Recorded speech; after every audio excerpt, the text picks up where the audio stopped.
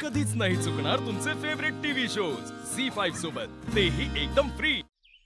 केतकी, अगं डबा भरायला किती वेळ आहे? हो झालंय, आता फक्त औक्षणाची तयारी करतेय. औक्षण कोणाचं? आता तू कामाला नव्याने सुरुवात करतोयस ना, त्यामुळे मी तुझं औक्षण करणार आहे. दही साखर हातावर ठेवणार आहे. अरे बापरे, माझंच होय? अरे देवा, येता येता दिवाच विझला.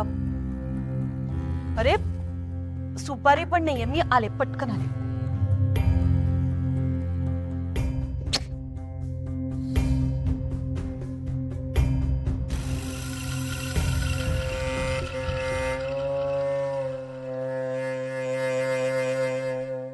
नेत्रा,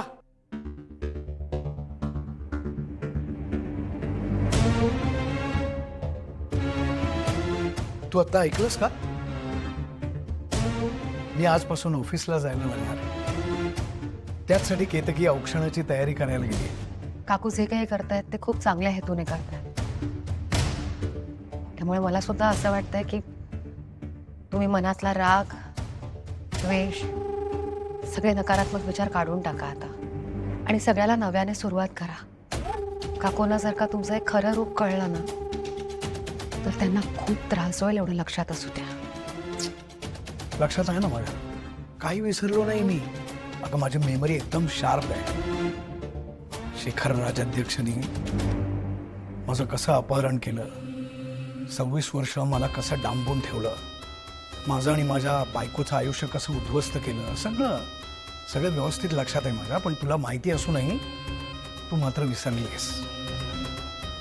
बाबांनी जे काही केलं त्याचा त्यांना पश्चाताप झालाय आणि एक प्रकारे त्याचीच शिक्षा भोगतायत ते आता.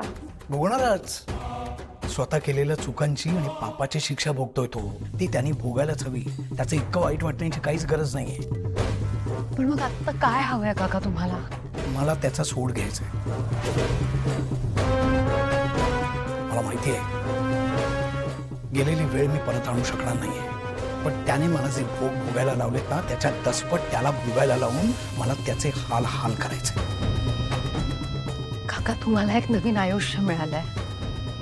तुम्हाला असं नाही वाटत तर तुम्ही सुखाने जगायला हवा? कुठल्या सुखाबद्दल बोलतेस का तू? तुम्ही हे जे घरातले सगळे लोक सुख सुख मला दाखवताय ना, ते सगळं खोटं आहे, बेगडी आहे, हे कळतंय ना मला. गेले अनेक दिवस इकडे वावरतोय मी. सगळे एकमेकाशी खोटं वागताय. आणि तुझ्याबद्दल खूप ऐकलं होतं तुम्ही केतकीकडनं. सतत जप चालू असायचा तिचा. नेत्रा खूप सत्यवचनी आहे, नेहमी ते सत्याच्या बाजूने उभी राहते वगैरे वगैरे. पण माझा अनुभव अगदी वेगळा आहे. तू सत्याच्या म्हणजे माझ्या बाजूने नाही उभी राहिलीस, तुझ्या खोटारड्या सासऱ्याच्या बाजूने उभी राहिलीस. एक गोष्ट नीट लक्षात ठेव नेत्रा, मला शेखर राजाध्यक्षाचा सूड घ्यायचा आहे आणि कुठल्याही परिस्थितीत मी तो घेणार. आणि त्याच्यामध्ये जो म्हणून माणूस येईल तो माणूस माझा शत्रू असेल. झी5 ॲप डाउनलोड करा आणि पहा सर्व एपिसोड्स एकदम फ्री.